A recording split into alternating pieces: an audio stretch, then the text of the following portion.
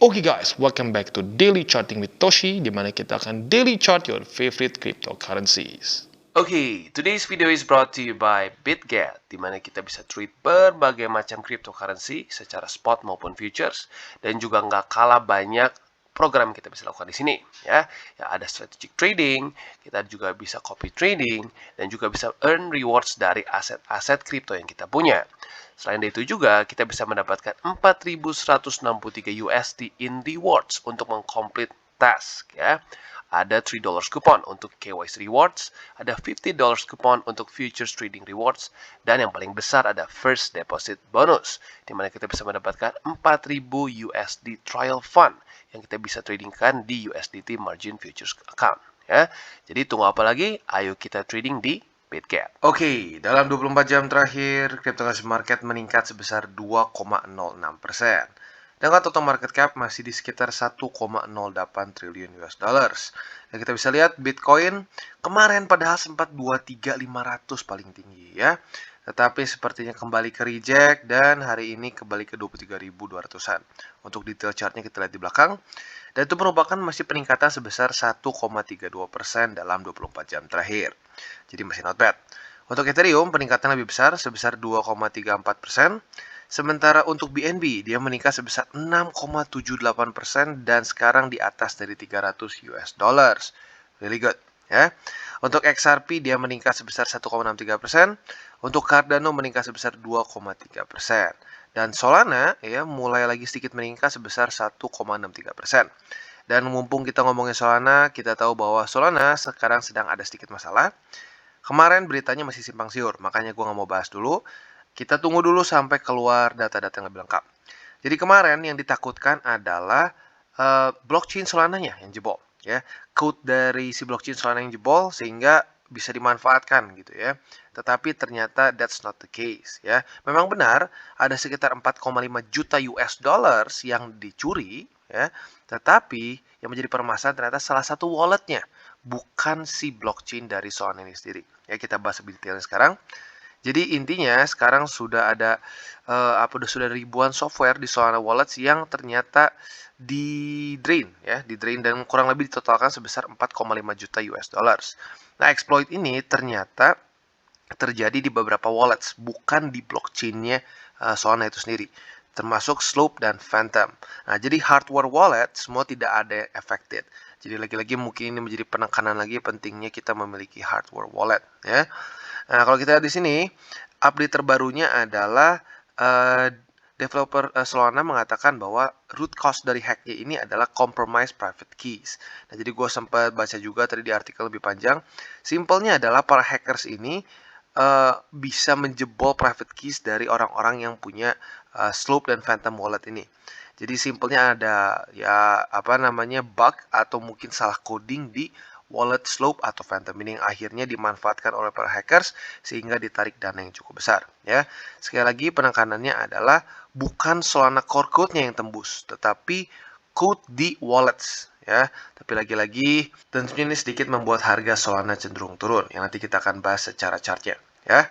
Nah, sekarang kita masuk dulu ke chart Bitcoin. Kita mau lihat gimana nih kemarin ya, yang pasti ke reject oleh 234 ya, karena daily-nya seingat gue yes, benar ya, benar-benar literally ke reject-nya cukup menyebalkan sayangnya di sini ya. Jadi kemarin dia retest sempat paling tinggi itu di 23650 bahkan ya, lebih tinggi daripada yang kemarin gue lihat. Nah, tetapi sayangnya ke reject dan lanjut turun. Nah, tetapi di waktu bersamaan kita bisa lihat bahwa dia belum juga retest MA20 nih. Jadi buat lu yang sudah setia nunggu buy limit di sini, sayangnya masih belum kena. Tapi nggak apa, ya nggak apa, kita bersabar dulu. Karena lagi-lagi ya secara short term, yang masih kita harus perhatikan adalah MA20. Apakah dia bisa bertahan dan terpantul di MA20 atau tidak ya. Nah, kalau secara volumenya kita bisa lihat bahwa terjadi ada penurunan tipis dari tanggal 2 ke tanggal 3 Agustus secara volume sellers. Nah, kita lihat ini jangan-jangan bisa menjadi pertanda untuk mulai momentum shift ya.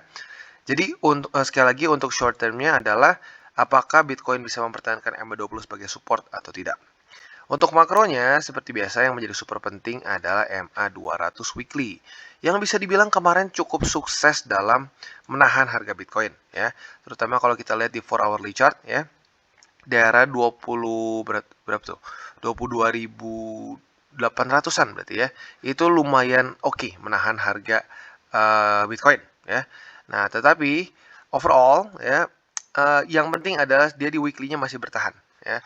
Dan lebih tepatnya dalam 4 hari ke depan kalau dia masih bisa bertahan di sini di atas dari EMA 200 itu bisa menjadi pertanda yang baik untuk Bitcoin ya. Nah, lanjut sekarang kita ke indeks dolar. Untuk indeks dolar kita bisa lihat kemarin dia malah bikin doji ya, walaupun ada sedikit bodinya tapi tipis lah. Jadi lebih enaknya kita bilang doji. Dan doji ini menunjukkan kebingungan di markets. Dia bingung mau naik atau turun. Nah, semoga saja MA20 semakin mendekat nih. Kalau kita lihat MA20 sudah semakin ada curve-nya nih. Nah, semakin mulai turun. Semoga saja dia akan ke-reject oleh 20 dan mulai tembus lagi sini ya. Karena lagi-lagi andaikan indeks dolar melemah secara overall, ini akan sangat membantu sekali cryptocurrency market dan risk on asset ya. Tapi lagi-lagi overall dari kondisi price action kemarin indeks dolar masih membuat Bitcoin dan lalu pokoknya bisa dibilang semua risk on asset masih cenderung hijau ya, seperti Nasdaq, S&P dan Dow Jones semua masih hijau. Bahkan arguably untuk Bitcoin dia malah sedikit lebih tidak kuat dibandingkan dengan Nasdaq ya. Kalau Nasdaq kita bisa lihat peningkatannya cukup signifikan kemarin ya, dan hari ini juga lumayan meningkat. S&P juga sama ya. Nah, jadi semoga saja Bitcoin akan mulai mengikuti ya, mulai korelasinya seperti Nasdaq atau mulai mendekati lagi ke Nasdaq dan Dow Jones dan lain-lain. Karena kalau kita lihat Bitcoin selama beberapa hari ke belakang cenderung struggling ya. Jadi kurang lebih seperti itu untuk Bitcoin ya. Dan mungkin yang jadi lebih penting lagi adalah di September ya. Di September kita tahu akan ada peningkatan lagi interest rate. Nah, semoga saja peningkatannya lebih dikit dan itu bisa menjadi apa ya, satu pertanda dari The Fed yang mulai pivot. Untungnya di bulan Agustus ini tidak ada peningkatan, so that's good. Ya, jadi lagi-lagi PR terbesar dari cryptocurrency market adalah mencari support sebanyak mungkin sampai September bulan depan saat peningkatan interest rate. Ya, karena semakin banyak support yang kita kumpulkan, semakin kuat juga atau bisa dibilang probabilitas kita drop semakin ekstrim tuh lebih kecil. Ya, jadi kurang lebih seperti itu. Dan untuk sekarang lagi-lagi PR short term yang penting adalah mempertahankan MA20 ya. Jadi kurang lebih seperti itu ya, overall markets sudah kita bahas. Untuk buy limitsnya kita akan lebih detailnya di belakang. Dan buat lo yang tertarik untuk akumulasi Bitcoin, altcoins, dan lain-lain, jangan lupa bisa menggunakan link refraktor di bawah. Dan jangan lupa juga bahwa DCWT ini bukanlah financial advice dan bukan juga bagi-bagi sinyal. Tujuannya untuk edukasi dan membiasakan para subscriber Go untuk lebih mengerti charting. Oke, dan selanjutnya kita akan geser ke buy limit untuk Bitcoin. Yang pertama di MA20 sama seperti kemarin, tetapi perbedaannya di angkanya ya. Kita bisa lihat moving average ini meningkat. Kemarin itu di 22.596, sekarang di 22.710. Jadi buat yang pertama buy limitnya lagi-lagi di MA20 di 22.711 ya. Nah, jadi itu yang pertama. Yang kedua bisa pertimbangkan di 21.500-an, di mana ini adalah struktur resisten sebelumnya ya, cukup kuat berkali-kali berkali-kali gagal untuk ditembus, tetapi pada tanggal 18 Juli lalu dia tembus dan sekarang mulai berubah menjadi support. Ya, jadi lagi-lagi ini contoh klasik resistance become support ya. Dan sekarang berita bagusnya apa? MA50 juga sangat dekat di sini, jadi ada confluence support juga ya. Dan selanjutnya kita akan geser ke indeks indeks Bitcoin untuk yang selanjutnya yaitu di 19.356 atau bisa juga di 19.400. Di mana ini adalah satu support yang bisa dibilang support MVP kita di bear market kali ini ya. Kita bisa lihat di weekly dia mempertahankan harga Bitcoin sebanyak 4 kali dan di daily lu bisa hitung ya, cukup sering dia mempertahankan dan memantulkan harga Bitcoin kembali ke atas. Maka dari itu kalian bisa pertimbangkan juga untuk buy limit di 19.356 ya. Jadi kurang lebih seperti itu untuk Bitcoin ya. Nah, di waktu bersamaan kalau lu misalkan pengen ya kalau terjadi pantulan di EMA 20 dan lu pengen misalkan lu ngelong gitu ya di 20-nya ya. lu mungkin bisa pertimbangkan TP-nya kembali lagi di daerah sini, 23.436. Karena kita bisa lihat sudah beberapa kali dia menjadi resisten. Tapi kalau untuk akumulasi spot, ya sudah, di hold aja. Ya. Jadi kurang lebih seperti itu untuk Bitcoin. Oke, dan selanjutnya Ethereum. Dan bagi kalian yang masih memegang posisi short dari 1780, sekarang masih sayangnya belum kena ya target TP kita. Nggak apa-apa, bersabar dulu. Karena masih kemungkinannya besar untuk dia minimal nge-weak ya MA20. Ya, jadi buat lo yang pengen TP, short lo yang kemarin-kemarin ini, bisa pertimbangkan TP-nya di 1573,85. Ya, jadi ada pergeseran sedikit. Ya, itu untuk yang short. Kalau kalian lebih agresif boleh nggak? Ya boleh aja, tapi harus terima resikonya kalau sampai terpantul di 20. Ya jadi lagi-lagi si kondisinya sama. Andaikan di MA20 dia terpantul, yang lu rencananya mau agresif ke bawah lebih baik TP dulu aja. Ya karena jujurnya secara risk rewardnya udah lumayan nggak terlalu bagus. Ya. Dan selanjutnya buat kalian yang ingin akumulasi spot atau pengen ngelong ETH, ya tinggal tunggu. Vice versa di MA20, tinggal dibalikin aja. Ya, jadi kalau kalian mau ngelong atau mau akumulasi spot bisa pertimbangkan juga di MA20 yang sama di 1573,85 ya. Jadi kurang lebih seperti itu untuk Ethereum. Dan lagi-lagi yang paling penting sekarang adalah apakah dia akan tembus MA20 atau tidak. Kalau dia tembus MA20 otomatis ya yang menjadi mungkin ada tambahan lagi sebenarnya, satu tambahan lagi support yaitu struktur di daerah sini.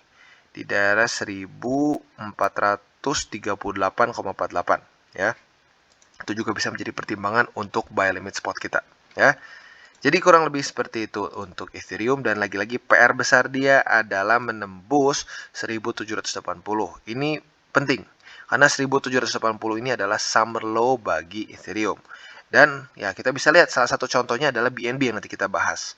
Saat dia menembus summer low dia dan menjadikan summer low dia sebagai support, kita lihat apa yang terjadi, harga BNB terbang dengan cukup tinggi ya. Jadi lagi-lagi ini menjadi PR yang cukup berat untuk semua altcoin sebenarnya ya, mereclaim lagi summer low ya. Jadi overall seperti itu untuk Ethereum. Oke, dan selanjutnya Solana, dan kalau kita bisa lihat untuk Solana price actionnya lebih cenderung sedikit bearish. Tentunya karena news dari ya Solana Hex kemarin ya. Walaupun lagi-lagi tepatnya dia yang kena hack itu bukan si blockchain-nya, tetapi software wallet mereka lah. Ada beberapa seperti Phantom, Slope, dan kawan-kawannya ya. Nah, tetapi tentunya berita itu membuat price action jadi buruk ya. Dan sekarang sepertinya walaupun dia jeblok ke bawah, tetapi MA50 masih menjadi support, which is good. Ya, jadi kalau kalian ingin akumulasi spot, ya bisa pertimbangkan di MA50 yaitu di $37 lebih 75 sen. Nah, buat kalian yang posisi shortnya sudah kena TP, ya congratulations. Karena seperti yang gue sudah bilang sebelumnya, untuk TP yang lebih agresif di MA50. Jadi harusnya udah kena nih ya, congratulations. Nah, buat lo yang masih bandel, gue sarankan ya TP dulu aja. Ya, bisa nggak bang lebih turun lagi? Ya, bisa aja sih. Tapi, ya lo harus stick sama trading plan lo. Karena kalau lo kayak gitu kebiasaan ujung-ujungnya ya. Lo udah target TP di MA50. Tapi lo ngerasa, oh kayaknya bisa lebih turun lagi deh. Kayaknya bisa lebih turun lagi deh. Turun, ujung-ujungnya dari untung malah jadi buntung. Ya, jadi lagi-lagi stick with your trading plan. Jadi kurang lebih seperti itu untuk Solana. Ya, overall struktur masih oke. Ya, walaupun di sini ya di sini dia membuat satu lower high, tetapi minimal nggak jebol struktur di sini. Ya, nggak membuat lower low. Jadi masih kayaknya ya ada kemungkinan dia akan mengecil seperti ini. Ya. Jadi mungkin membuat triangle ya. Tapi intinya ya sekarang sih kita simple dulu aja ya. MA50 dulu sebagai support, bisa pertimbangkan untuk akumulasi spot atau ngelong di situ. Kalau lo ngelong di sini target TP-nya bisa 2 ya. Dan kalau sudah dapat posisi long berarti sekarang udah profit harus ini ya. Dan kalau lo buy juga secara spot juga udah profit ya. Kalau lu mainin short term mungkin bisa pertimbangkan TP-nya di MA20 di sini ya atau bisa juga di daerah $44 lebih 42 sen. Kalau sekali lagi untuk short term. Kalau kalian ingin ya untuk long term ya sudah di hold aja ya. Jadi kurang lebih seperti itu untuk Solana. Oke, dan selanjutnya kita geser ke Matic. Dan untuk Matic sesuai dengan video kita kemarin, gua sarankan TP dulu buat kalian yang punya posisi short di daerah $1 lebih 2 sen ya kalau kita bulatkan. Nah, jadi tentunya buat kalian yang konservatif udah kena dari kemarin lusa ya, dari tanggal 2 Agustus. Tetapi buat kalian yang lebih agresif, gue udah bilang bisa pertimbangkan di bawah sini kan. Tetapi dengan syarat, andaikan dia ke reject, atau bukan ke reject, tapi dia kepantul oleh EMA 20, ya, TP dulu aja. Karena kenapa? Secara risk rewardnya jadi kurang menarik kalau dia udah terpantul di sini, ya. Nah, andaikan dia naik ke atas nih, dia naik ke atas lagi, ya, dan reject buat yang kedua kali, nah itu bisa pertimbangkan untuk nge-short lagi, ya. Jadi sekali lagi seperti yang gue bilang sebelum-sebelumnya, daripada lu pegang posisi short lama banget gitu ya, seminggu 2 minggu, ya, mendingan kalau udah kena target ini TP dulu aja. Kalau ada rejection kedua, nge-short lagi, ya, karena lagi-lagi ada fee hari ke hari, ya. Lu pegang posisi short itu ada biayanya. Nah, semakin lama lu hold, semakin kecil profit lu gitu. Jadi lagi-lagi gue lebih prefer untuk kalau udah kena atau ada rejection dari support tertentu, udah TP dulu aja, cari setup lain, ya. Jadi kurang lebih seperti itu untuk Matic, ya. Dan lagi-lagi untuk spot masih sama untuk akumulasinya. Buat kalian yang mungkin ketinggalan kemarin, bisa tetap pertimbangkan di daerah MA20 di 0,87. Oke, dan selanjutnya BNB. Berita bagus untuk BNB adalah dia membuat suatu higher high. Dan yang lebih gilanya lagi adalah higher high ini terbentuk tanpa perlu pantulan EMA20. Really good, ya. Nah, jadi kan sudah kita bahas dari kemarin nih, ya. 2 kali doji dan ada pergeseran. Doji yang satu volumenya volume sellers. Doji yang kedua itu buyers. Gue bilang, wah ini ada kemungkinan bisa naik nih. Ya, tapi waktu itu gue pikir jangan-jangan nunggu dulu 20 nih. Nunggu dulu sideways, baru 20 jemput dan mantul ke atas. Ternyata bukan Ethereum, Binance-nya udah nggak sabar, naik duluan. Ya. Nah, berarti kalau seperti itu, ya sabar. Jangan dibeli di resisten. Ya. Dan kalau kalian mau nge-short pun jujurnya nggak terlalu menarik. Ya, karena lagi-lagi hanya ada Bollinger Band saja, struktur nggak ada. Ya paling kalau mau dibilang daerah supply bisa, cuman setupnya jujur nggak terlalu bagus. Kalau lo mau nge-short kayaknya lebih enak dan lebih rapi kalau di MA200. Jadi buat lo yang pengen nge-short, bersabar dulu aja. Sekarang mungkin lebih ke orang-orang yang ingin akumulasi spot, yaitu di MA20, atau mau ngelong juga boleh, ya. Jadi kurang lebih seperti itu untuk BNB. Lagi-lagi untuk long dan posisi spot untuk akumulasi di MA20 di 270,6 sen, yaitu 0,60 sen, ya. Jadi kurang lebih seperti itu.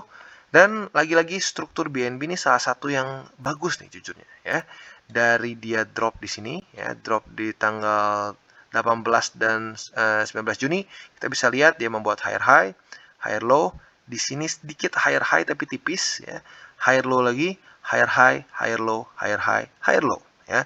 Jadi secara overall-nya ini adalah struktur yang kita inginkan dari satu aset yang mau reversal. Ya, masih bisa turun ke bawah nggak? Bisa, ya. Tetapi lagi-lagi secara struktur ini yang kita perlukan, ya. Jadi lagi-lagi itu overall untuk BNB. Oke, dan selanjutnya kita akan update Sandbox dan nanti juga akan ada juga Decentraland mana, ya. Jadi sudah ada beberapa yang nanya nih, Bang, gimana kondisinya blue chip dari Metaverse nih, ya. Nah, kita tahu blue chipnya adalah Sandbox dan Decentraland mana, ya. Untuk sekarang kita bisa lihat bahwa overall not bad. Ya, dia sempat jebol daerah $1 ini, ya. Ini sempat jebol dan sebenarnya sempat jadi resisten tapi cuma sekali. Tetapi langsung dia berhasil reclaim dan kembali lagi menjadi support, which is good, ya. Nah, setelah dari itu kita bisa lihat dia mulai lagi reclaim MA50, ya, dan menjadikan 20 juga sebagai support. Tetapi sayangnya pada tanggal 25 MA20 sempat jebol, ya. Nah, sekarang kalau kita lihat dia sedang berusaha untuk reclaim lagi, ya. Jadi lagi-lagi not bad, tetapi not the best juga karena pada faktanya dia masih sedikit struggling ya di sini. Tapi kalau secara overallnya masih cenderung ke atas, ya, walaupun nggak rapi. Jadi untuk sekarang PR untuk Sandbox ini adalah mereclaim lagi MA20. Untuk kalian ingin akumulasi secara spot bisa pertimbangkan di MA50, ya. Untuk short dan lain-lain kayaknya secara struktur sebenarnya bisa aja sih kalau mau, ya. Kita lihat di sini ada satu struktur yang lumayan ini, ya, lumayan jelas di sini. Di daerah $1 lebih 45 sen. Sempat juga kemarin di retest 2 kali dan gagal tembus. Lo mau nge-short mungkin bisa pertimbangkan di situ di $1 lebih 45 sen dengan target TP di MA20 atau di 50, ya. Oke, dan selanjutnya kita ke Decentraland mana, ya, dan overall secara bentuknya sedikit lebih buruk dibandingkan dengan Sandbox. Ya, untuk Sandbox kita bisa lihat dia masih cenderung walaupun nggak ekstrim tapi cenderung masih lebih naik, ya, berusaha untuk membuat higher high dan higher low. Tapi untuk decentralized mana, dia cenderung lebih random dan malah sedikit lebih cenderung ke bawah ya. Nah, jadi untuk sekarang, tapi good news-nya apa? Good news-nya dia sudah berhasil reclaim lagi MA20 dan 50. Jadi sebenarnya kalau kalian ingin akumulasi secara spot di 20, boleh-boleh aja ya. Nah, selain dari itu, buat kalian yang ingin pertimbangkan untuk nge-short juga ada struktur di $1 lebih 12 sen di sini ya. Dimana ini satu struktur resisten yang sebenarnya terbentuk baru-baru ya di Mei 2022. Beberapa kali ke-reject di daerah situ ya. Dan setelah itu sayangnya belum berhasil lagi retest ya. Paling dekat itu kemarin di 30 Juli sempat nyaris retest tetapi gagal. Nah, jadi andaikan dia retest lagi dari sini, andaikan terjadi konfirmasi rejection seperti ini nih. Dia ke atas, reject, retest kedua. Nah, ini bisa juga menjadi salah satu setup untuk nge-short yang cukup bagus. Target TP-nya tentunya di MA20 atau di 50. Ya, jadi tinggal kita balik-balik aja. Ya, quite simple. Sebenarnya TA itu bisa dibikin simple, tapi seringkali kalau kita bikin ribet, kita pusing sendiri. Ya, jadi lagi-lagi kalau gue orang yang percaya sama TA yang simple. Ya, jadi kurang lebih itu dia update untuk Metaverse tokens ya di Sandbox dan di Decentraland mana. Oke guys, jadi itu adalah akhir dari segmen DCWT kita pada hari ini. Dan jangan lupa bagi kalian yang merasakan manfaat dari segmen ini, jangan lupa untuk share ke teman-teman kalian. Dan apabila lu pengen mensupport channel kita, ya TCI, jangan lupa untuk menggunakan link referral kita di bawah. Nggak wajib, ya, tetapi apabila lu menggunakan link referral kita di bawah, ada macam-macam, ya, dari Bybit, Huobi, Maxi, toko kripto, dan banyak lagi, ya. Ya, walaupun nggak wajib, tapi kalau menggunakan link referral kita, lu secara langsung membantu perkembangan dari TCI. Dan satu lagi, jangan lupa juga untuk join Telegram group kita, di mana kita bisa ngobrol-ngobrol santai mengenai dunia cryptocurrency secara dua arah. So, jangan lupa untuk like, subscribe, click the bell icon, and see you on the next video.